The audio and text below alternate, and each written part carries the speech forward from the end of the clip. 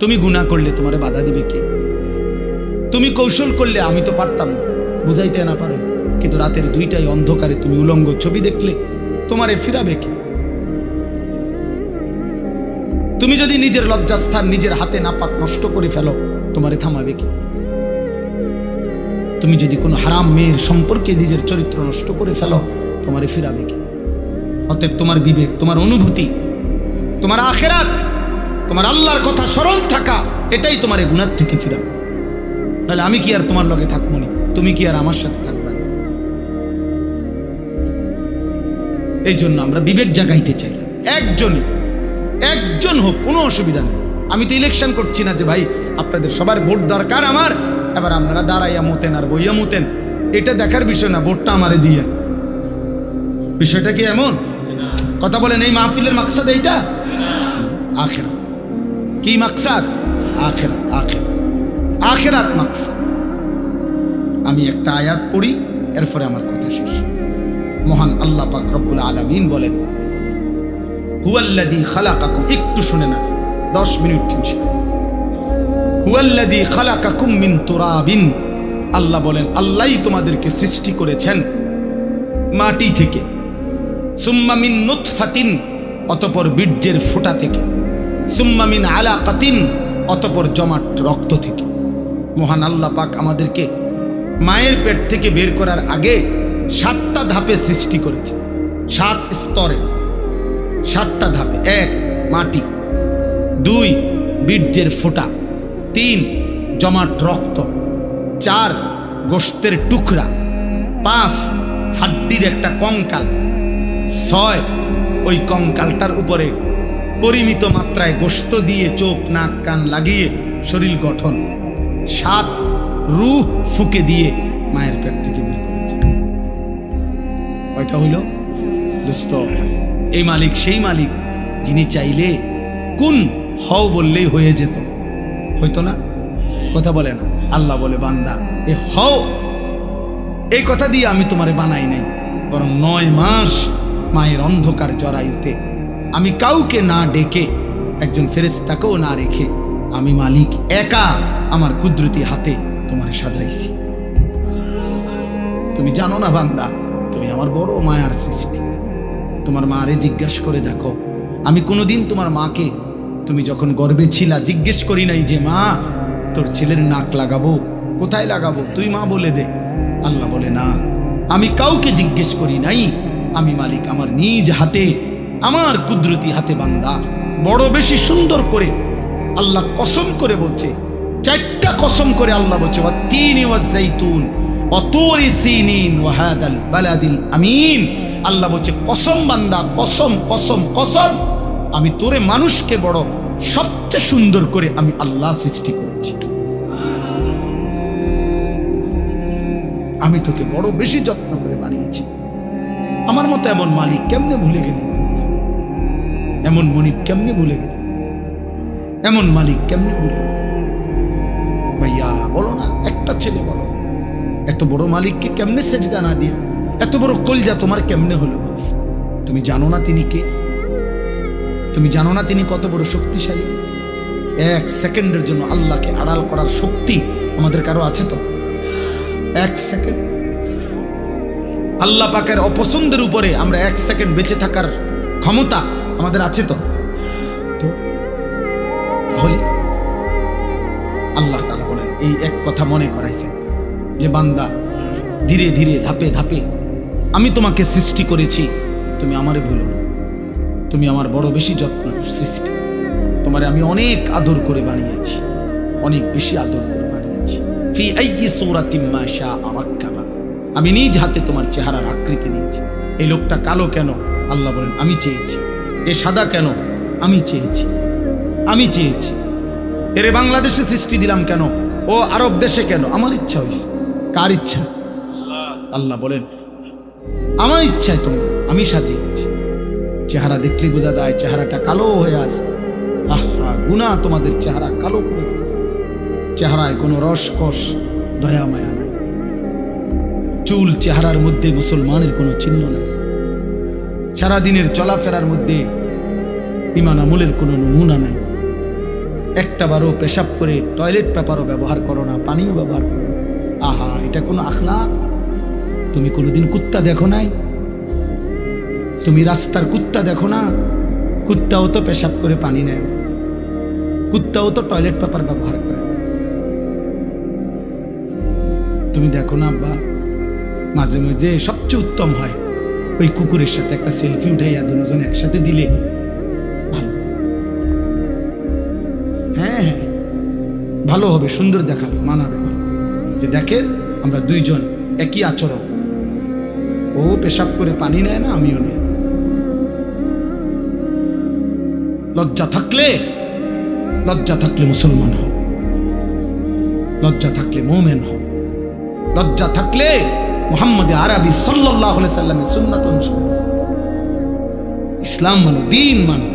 আমি আবারও বলছি, ছেলেরা, বাবারা, আপনাদেরকেও বলি, যাদের স্ত্রী, সন্তান, ছেলে মেয়ে হারাম গুনার মধ্যে লিপ্ত, নামাজ নাই, সাজদা নাই, যার ঘরে বাপ মা জীবিত, অথচ 16 বছরের ছেলে, 18 বছরের ছেলে, স্ত্রী, কন্যা এক ওয়াক্ত নামাজ পড়ে না, 365 দিন কোনোদিন ফজরের নামাজ পড়ে না, ওই বাবা ব্যর্থ, ওই মা ব্যর্থ, ব্যর্থ, ব্যর্থ, ব্যর্থ। ওই জীবন ফালতু জীবন, ওই বাপের জীবনও খাসারা। আপনি শুধু কামে জীবনটা শেষ করছেন। এ খাট পালং সোফা দিয়া ইডি মানুষে গনেও না, টাইলস টাইলস এগুলো মানুষে মুতে, পেশাবখানার টাইলসে মানুষে মুতে। টাইলস এটা কোনো দেখানোর কিছু, টাইলস কোনো আশ্চর্য কিছু না, টাইলস কোনো আসমান থেকে নাজিল হইছে না। অতএব আপনি বিল্ডিং দেখান কীর্তেন, সোফা আসমান থেকে নিয়ে আসছে না, কোরআন আসছে। নামাজ আসমান থেকে আসছে, কোরআন আসমান থেকে আসছে। অতএব সম্মান ইজ্জত সেজদার মধ্যে, সম্মান ইজ্জত আল্লাহর কোরআনের মধ্যে। আল্লাহ আমাদেরকে বুঝ দান করে। সুম্মালি তাকুনু শুয়ুখা, আল্লাহ বলেন আবার আমি আল্লাহই তোমাদের যৌবনকে শেষ করে আবার আমি তোমাদেরকে বৃদ্ধ বানিয়ে দেবে কিনা? আচ্ছা বলেন তো, কোনো ছোট বাচ্চা যখন 14 বছর বয়স হয়, তা আগের হাত পাও এগুলা খুললেই তো নতুন হাত পাও লাগায়, ঠিক? কোনো মানুষের বয়স যখন 60 হয়, তো তখন যৌবনকালের শক্তিশালী মজবুত হাত এগুলা খুইলা এরপরে বুড়ার থুথুরা হাত পাও আটটা লাগায় নাকি? একই দেহে এই আগের হাত পাওই, ওইটার মধ্যে একবার ছোট্টবেলার দুর্বলতা, একবার যৌবনকালের শক্তি, আরেকবার বৃদ্ধকালের দুর্বলতা, তিনটাই এই পরিবর্তন করছে কে? একই অঙ্গে, একই হাতে, একই পায়ে, একই শরীরে। কি আশ্চর্য বিষয়, কি অবাক করা বিষয় যে এটাই সেই শরীর, এটাই সেই হাত যেটা ছোট্টবেলায় ছিল দুর্বল, যৌবনকালে ছিল সবল, বৃদ্ধকালে আবার হয়ে গেল দুর্বল। আল্লাহ বলেন ওয়ামিনকুম মান ইউতাওয়াফা মিন ক্বাবলু, আর আমি আল্লাহ, মনে রাখবা এই তিনটা তো আমিই বানাই। শিশুকাল কে দেয়? যৌবনকাল কে দেয়? বৃদ্ধকাল কে দেয়? আল্লাহ বলেন এটা যেমন দেই, আবার এটাও মনে রাখবা সকলকে আমি এই 3 কাল পুরা দেই না, বরং অনেককেই আমি আল্লাহ যৌবনে পৌঁছবার আগে আগেই, বৃদ্ধে পৌঁছবার আগে আগেই আমি আল্লাহ মৃত্যু দিয়ে ফেলি। দেয় কিনা? যেই বাচ্চা জন্ম নেয় ওই তো 60 বছর পর্যন্ত হায়াত পায়, জন্মিলেই কি বুড়া হয়? জন্মিলেই কি যুবক হয়? 3 বছরের বাচ্চা কবরে নাই, 30 বছরের যুবক কবরে নাই, 6 বছরের বাচ্চা কবরে নাই। আল্লাহ বলেন আমি কিন্তু সকলকে বৃদ্ধ পর্যন্ত পৌঁছাই না, তার আগেই মৃত্যু দিয়ে ফেলি। তাইলে এখানেও তুমি ভাবো যে তুমি আগামীর ঘন্টা, আগামীর মিনিট, আগামীর সপ্তাহ, আগামীর বছর বাঁচবা তার কোনো নিশ্চয়তা নাই বান্দা। অতএব আজই গোলামি করো, আজই বন্দিগি করো, আজই ইবাদত করো। আহা বাপ, কি করলাম, কি করলাম আব্বা, এ কেমন জীবন বানাইলা তোমরা? তোমাদের অগণিত বেনামাজি ছেলের চেহারা দেখে বোঝা যাচ্ছে কতদিন হয় নামাজ পড়ো না, তুমি জানো না। 365 দিনে খোদার 1 বছরে কোনো দিন ফজরের নামাজ পড়লাম না। মুসলমান এত নিকৃষ্ট হয়? নবী সাল্লাল্লাহু আলাইহি সাল্লাম বলছে যে ফজরের নামাজ পড়ে না সে মুনাফিক। খোদার কসম, নবী বলছে মুনাফিক। ও মুনাফিক, ও মুনাফিক। নবীজি বলছে লোকটা মুমিন না বেঈমান, কাফের পার্থক্য করার চিহ্ন হইল নামাজ। আগা কাটা না, আগা কাটা দিয়া মুসলমান আর অমুসলমান নির্বাচিত হয় না। কথা বুঝেন নাই? আমি যদি বলে না আগা কাটছে এই কারণে আবার অমুসলমান আছে, তো তাহলে 6 বছরের বাচ্চা অমুসলমান, 4 বছরের বাচ্চা যাতে আগা কাটে নাই তে অমুসলমান, তো তাইলে এইতে মুসলমান কেমন? কথা বুঝেন নাই? আমরা দিয়ে কয় যে আগা কাটলে কয় মুসলমানই করাইছে, মুসলমানই আবার করায় কেমনে?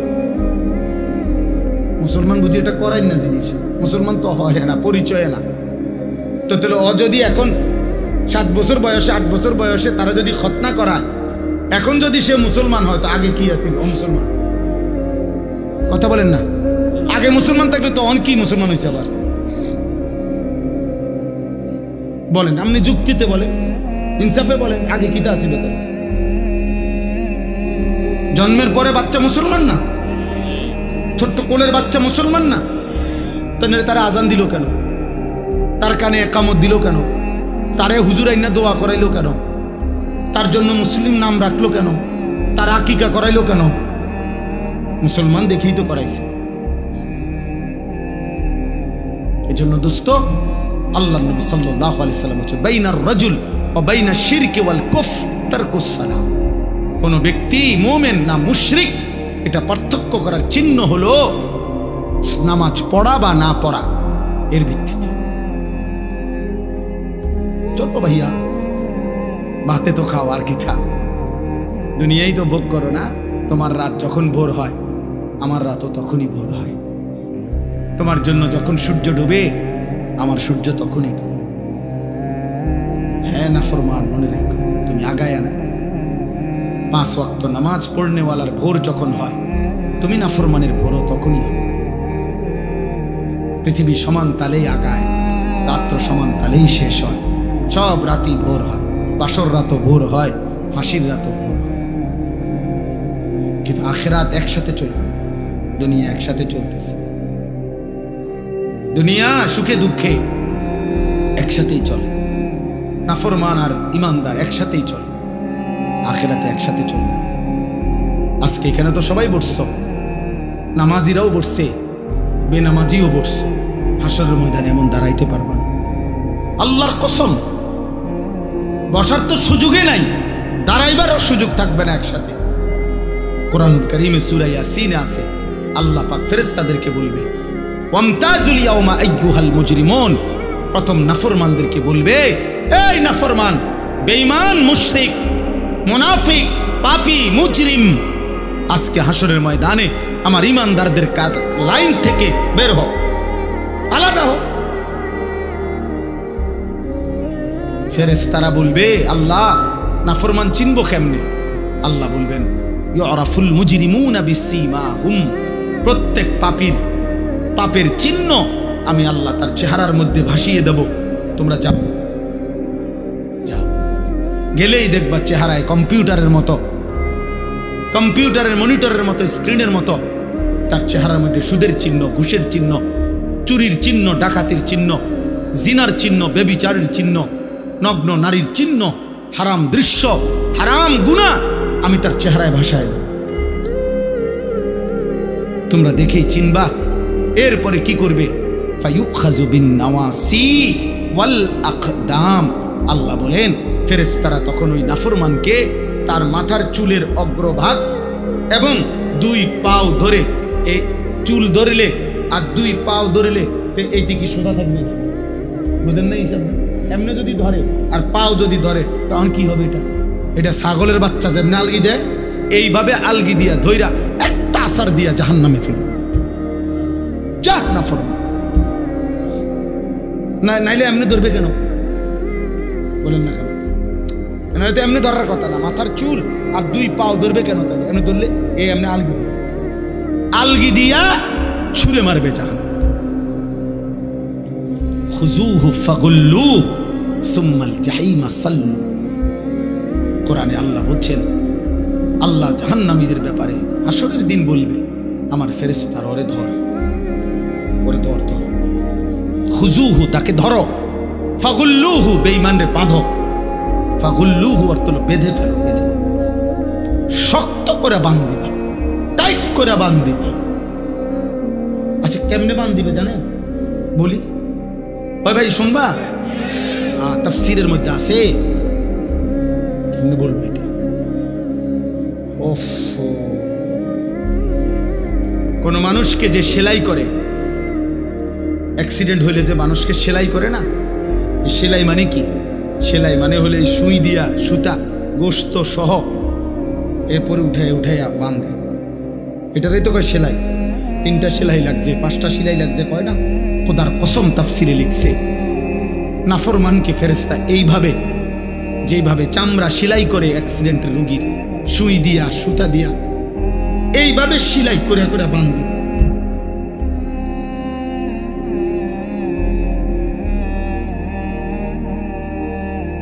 খুজুহু ফাগুল্লুহু সুম্মাল জাহিমা সাল্লুহু।